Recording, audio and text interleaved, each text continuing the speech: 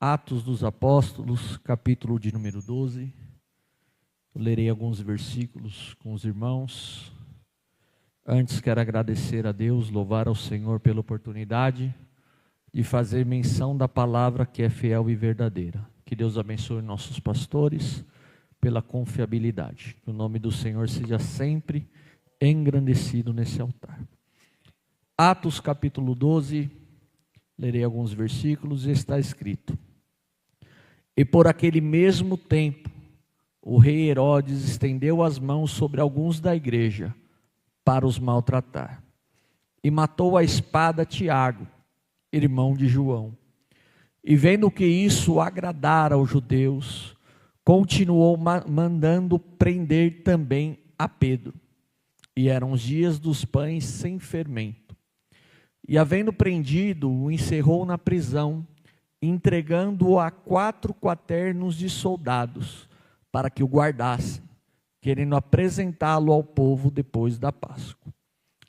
Pedro, pois, era guardado na prisão, mas a igreja fazia contínua oração por ele a Deus.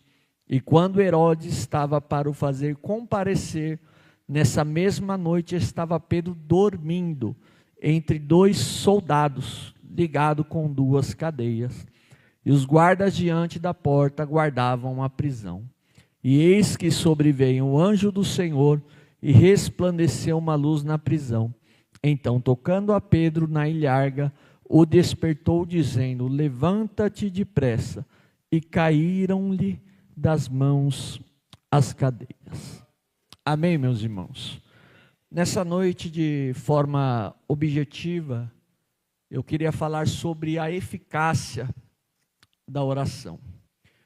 Haja vista, a gente tem ouvido ministrações a respeito de milagres no livro de Atos dos Apóstolos.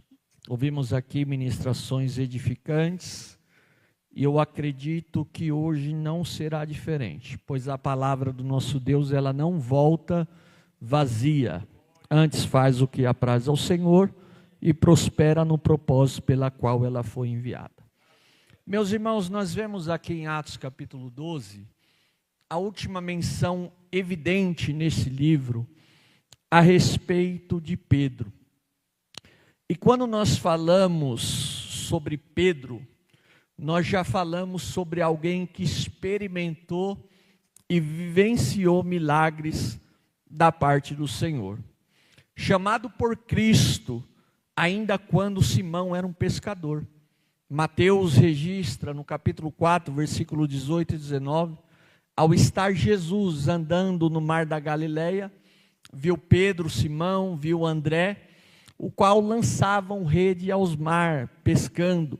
E no versículo 19, a chamada de Cristo na vida de Pedro e André fica evidente ao ouvir Jesus os convocando e dizendo: Vinde após mim, e vos farei pescadores de homens.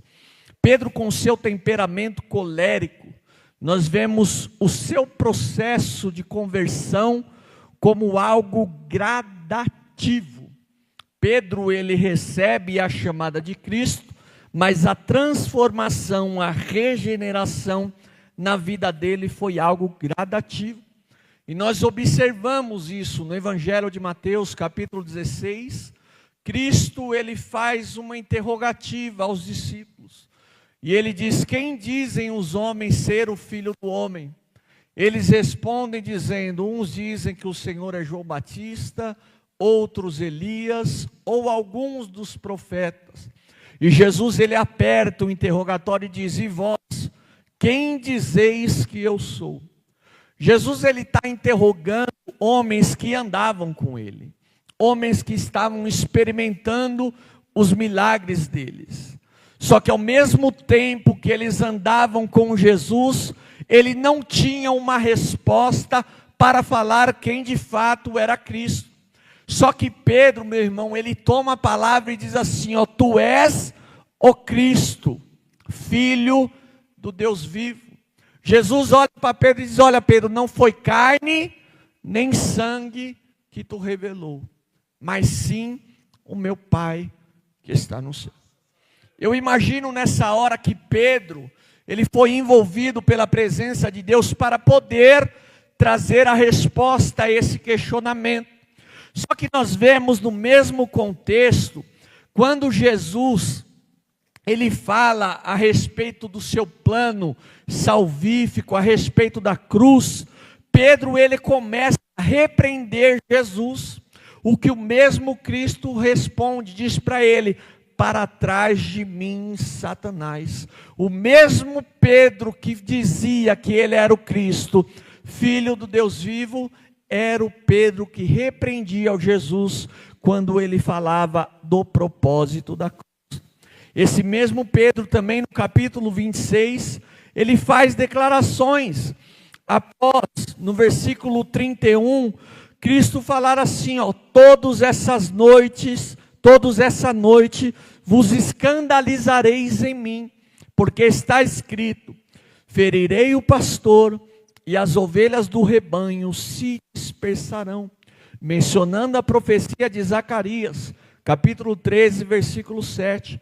O que Pedro responde no versículo de número 33, ainda que todos se escandalizem em ti, eu nunca me escandalizarei. E Jesus diz: em verdade te digo, que nesta mesma noite, antes que o galo cante, 3 vezes me negará. Só que, irmão, Filipenses capítulo 1, versículo 6, está escrito que aquele que começou em vós a boa obra, ele é fiel para aperfeiçoar até o dia da vinda de Cristo. O Deus que começou a boa obra na minha e na tua vida, Ele vai nos transformando de glória em glória. É num processo gradativo, mas em tudo o nome do Senhor é glorificado. Uma promessa repousava sobre a vida dos apóstolos, inclusive sobre a vida de Pedro. No Evangelho de Lucas, capítulo 24, versículo 49, Cristo diz: ficai-vos em Jerusalém, até que do alto sejais revestidos de poder. Atos dos Apóstolos, capítulo 1, versículo 8, o evangelista Lucas registra: e recebereis a virtude que há de vir sobre vós, e ser-me-eis testemunhas, Jerusalém, Judeia, Samaria e os confins da terra. Esse texto é interessante porque a palavra virtude, dinamis, Aristóteles vai falar que é o poder transformador. Porque para ser testemunha, mártir em Jerusalém, Judeia, Samaria e confins da terra, se faz necessário ser transformado pelo poder da palavra do nosso Deus. A promessa se cumpre, nós vemos Atos dos Apóstolos, capítulo de número 2, a descida do Espírito Santo, onde o texto diz que todos que estavam ali foram cheios do Espírito Santo. E a partir desse texto nós vemos outro Pedro. Nós não olhamos um Pedro que arranca uma espada e arranca a orelha do soldado, não.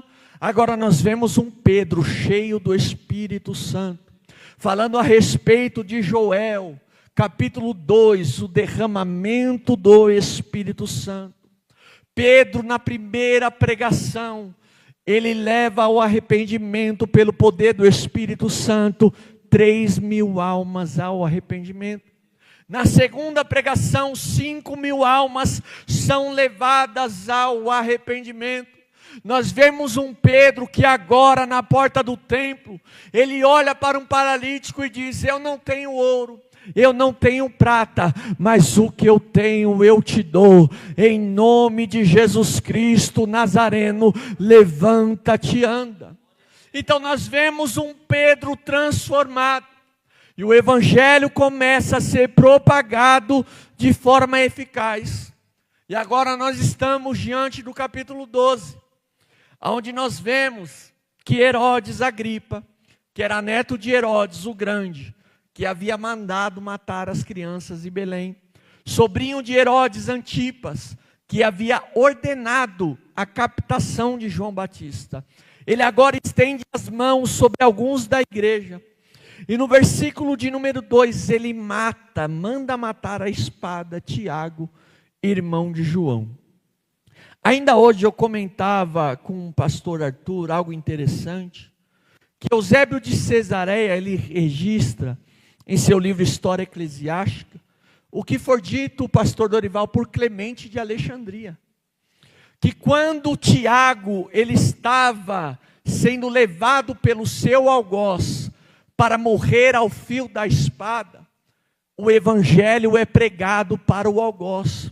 O algoz vê na vida de Tiago algo diferente. O que a história nos diz, meu irmão, que aquele que levava ele para a morte se converte ao Senhor, confessa a Cristo como o único e suficiente Salvador da sua vida, e junto com Tiago, ele é morto ao fio da espada. E nesse contexto do capítulo 12, a gente vê o capítulo iniciando com a morte de um apóstolo, aonde o nome do Senhor é glorificado. E termina, pastor Arthur, com o juízo de Deus sobre Herodes, que atribuía a ele a glória que era de Deus. E essa atitude de prender Tiago, de matar Tiago, Herodes viu que isso agradava aos judeus e continuou mandando prender a Pedro. Só que, irmãos, quanto mais a igreja era perseguida, mais a igreja crescia. Tertuliano disse que o sangue dos mártires é como a semente dos cristãos. Quanto mais a igreja era perseguida, mais a igreja crescia. E agora no versículo de número 5, a gente observa a eficácia da oração. A Bíblia King James diz que a igreja fazia oração sem cessar. A tradução, a mensagem, diz que a igreja orou fervorosamente. A Bíblia de Jerusalém diz que a igreja fazia oração ardentemente a Deus. A Nova Almeida atualizada diz, mas havia oração incessante a Deus por parte da igreja a favor dele. Almeida Revista e Corrigida diz, mas a igreja fazia contínua oração por ele a Deus. A palavra grega aqui, ektenes, significa algo fervente, intenso e constante. E a gente vê que a oração, ela tem os seus benefícios. 1 Tessalonicenses capítulo 5, versículo 17, diz para orar sem cessar. Tiago capítulo 5, versículo 15, diz que a oração da fé salvará o doente e o Senhor o levantará. No versículo 16, a oração feita por um justo, ela pode muito em seus efeitos.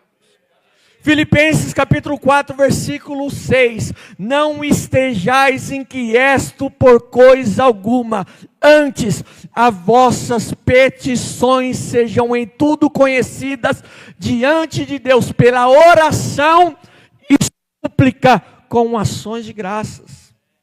Marcos capítulo 11, versículo 24, por isso vos digo, que tudo que pedirdes orando, crendo, recebereis. A oração, ela tem poder. A oração, ela é o combustível na vida do cristão. A oração é o que nos aproxima de Deus. A oração é o nosso relacionamento com o Senhor. Mateus capítulo 6, versículo 6, Cristo, ele dá uma instrução, entra no teu quarto, feche a porta, ora ao teu pai que está em oculto, e o teu pai que te vê no secreto orando, com a boca no pó, ele te ouve, ele te vê e ele te recompensa. A nossa oração, ela é chegada diante do Senhor. Apocalipse capítulo 5, João ele tem uma visão de uma taça cheia de incenso. E ele diz que são as orações dos santos. Segundo o livro das Crônicas, capítulo 7, versículo 14. Se o meu povo, que se chama pelo meu nome, se humilhar e orar, se converter dos seus maus caminhos, então eu, o Senhor, ouvirei dos céus, perdoarei os seus pecados e sararei a sua terra. Essa é a eficácia da oração. E nós vemos aqui, irmãos, que Pedro, quando ele foi preso, ele estava sob uma sentença. Tiago já tinha sido morto. E Pedro, ele estava condenado à morte. Só que o texto vai dizer, irmãos, que Pedro, ele estava dormindo. Como se Pedro, ele não tivesse preocupação nenhuma. Só que o Wiersbe, ele faz um comentário interessante sobre isso. Sobre a convicção que Pedro tinha a respeito da promessa de Cristo que repousava sobre a vida dele. Porque no Evangelho de João, capítulo 21, versículo 18 e 19, Jesus disse: na verdade te digo, que quando era mais moço te cingias a si mesmo, e andava por onde queria, mas quando já fores velho, estenderás as mãos e outro te cingirá, e te levará aonde tu não queiras. E disse isso significando com que morte havia ele de glorificar a Deus.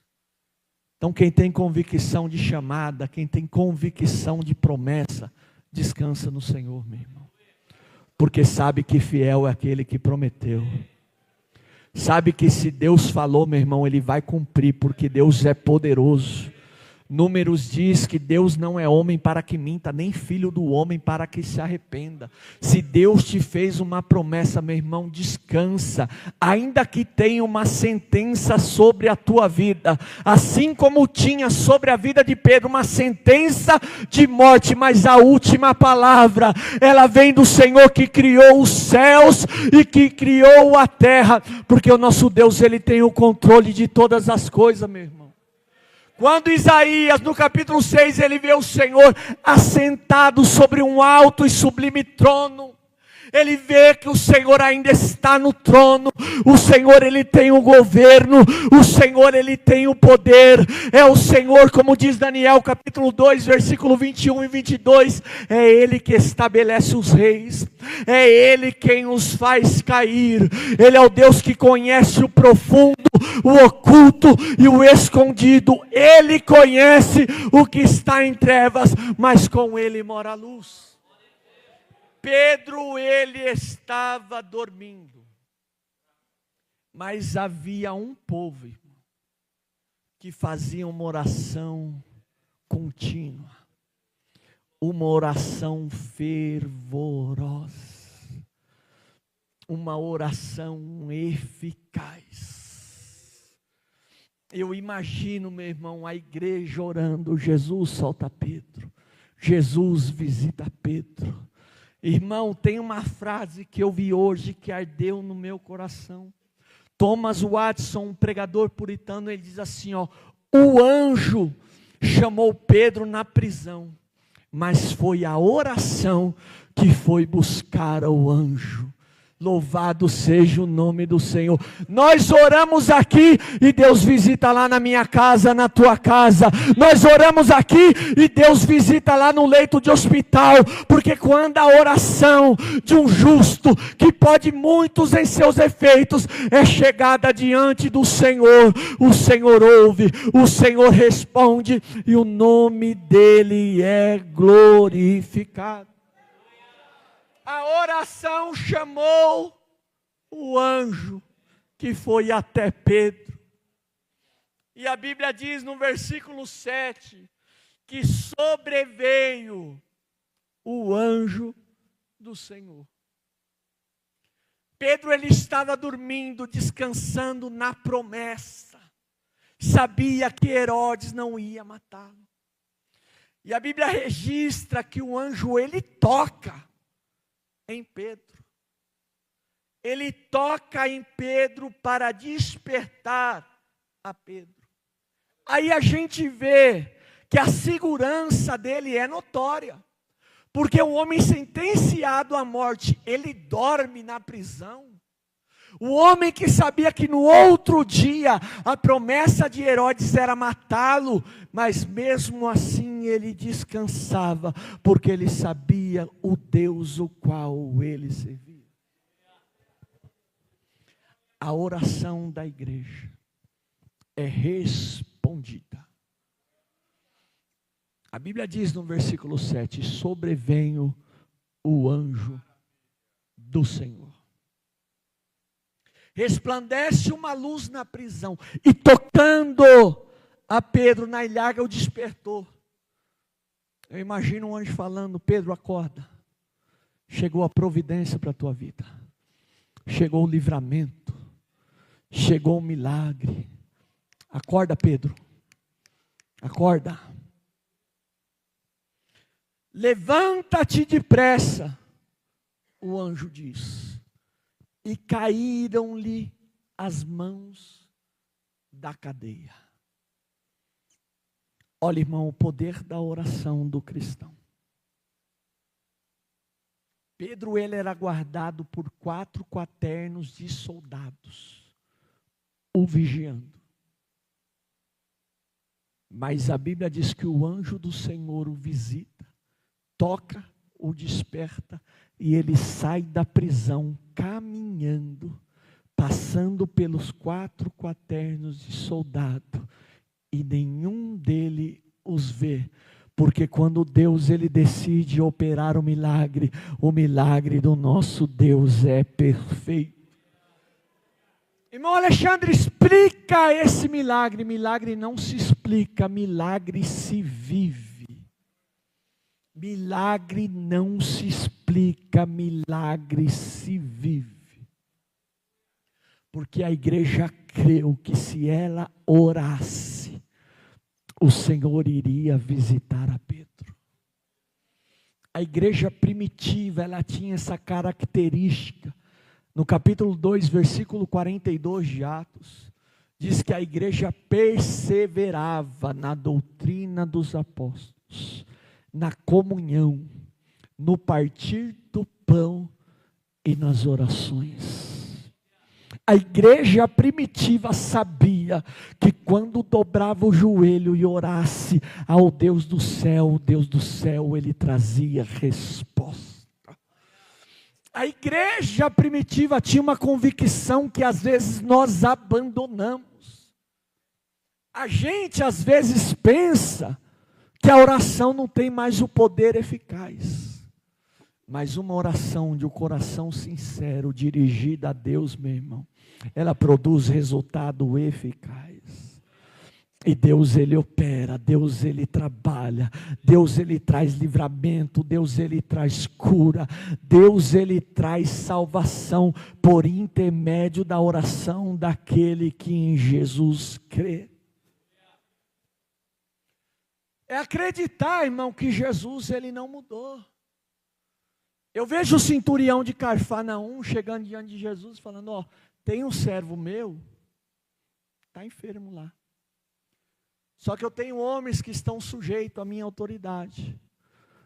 Só que se o Senhor der somente uma palavra, eu creio que o meu servo será curado. E na oração, meu irmão, que é o clamor da alma, a gente ora esperando de Deus uma resposta. E Deus ele nos traz uma resposta por intermédio da palavra. A oração, ela é eficaz. A oração de um justo, ela pode muito em seus efeitos. O Espírito Santo de Deus, ele nos desperta, ele tem nos despertado nesses últimos dias a orarmos ao Senhor. Porque através da oração, da humilhação, meu irmão, vem a esperança. Jeremias, Lamentações, capítulo 3, versículo 29, ele diz: põe a tua boca no pó, talvez assim haja esperança. Ei, irmão, você não vê mais solução? Ore a Deus. Você não vê mais saída? Ore ao Senhor. Busque a Deus em oração. Faça como disse Jesus: entra no teu quarto, meu irmão. Dobra o seu joelho, ora o teu pai que te vê no secreto. E eu tenho plena convicção disso, meu irmão, que Cristo, ele nos vê no secreto. Ele contempla a minha e a tua oração, meu irmão. Ainda que não saiam palavras, Deus, ele conhece o oculto do meu coração e do teu. Salmo 139, o salmista ele fala sobre a onisciência do Criador. Senhor, tu me sondas, Senhor, tu me conheces. Antes que a palavra chegue aos meus lábios, o Senhor já sabe o que eu tenho a dizer. Se eu colocar a minha cama no Sheol, o Senhor lá está. Se eu subir aos altos céus, o Senhor lá está. Ei, meu irmão, esse Deus que conhece tudo, Ele conhece a tua oração, Ele conhece a tua necessidade, Ele conhece a tua fragilidade. E o Deus que ouve a tua oração, Ele diz que os ouvidos dele não estão agravados, de forma que não possa os ouvir, e a mão dele não está encolhida, de forma que não possa abençoar. Nessa noite, pelo poder da palavra, comece a orar ao Senhor. Aí onde você está, ore a Deus, que Deus ele está te ouvindo. Deus ele está contemplando a tua oração. A tua oração é ouvida diante do Senhor. E a tua oração tem a eficácia necessária para que o milagre seja produzido pelo nosso Deus. É orar crendo, meu irmão. É orar acreditando. Irmão Alexandre, mas eu não vejo. O apóstolo Paulo diz que aquilo que eu vejo é transitório, é passageiro, mas aquilo que eu creio é eterno. E nessa noite eu acredito, meu irmão, que o Deus que nós servimos, se nós orarmos, Ele quebra cadeias, Ele quebra algemas, Ele cura, Ele liberta, Ele restaura, Ele entra com salvação, Ele liberta do vício das drogas, Ele liberta da prostituição, Ele liberta da dependência do álcool, Ele liberta da prostituição. Se nós orarmos crendo, colocando a nossa fé em ação, o Deus do céu, Ele ouvirá, e o nome dEle será glorificado através da tua vida. E eu concluo dizendo, meus irmãos, não deixe de acreditar que quando nós oramos, Deus Ele está nos ouvindo. E através da oração, Deus Ele nos muda. Porque no começo da minha conversão eu orava, apresentando diante de Deus os meus problemas e as minhas necessidades. Só que eu aprendi através da oração, o que diz Provérbios 16:1, dos homens são as preparações do coração, mas do Senhor vem a resposta da boca. Através da oração, a gente se aproxima, a gente conhece a Deus, é transformado por Deus, e o nome do Senhor é glorificado. Meus irmãos, que Deus em Cristo Jesus vos abençoe. Agradeço a oportunidade.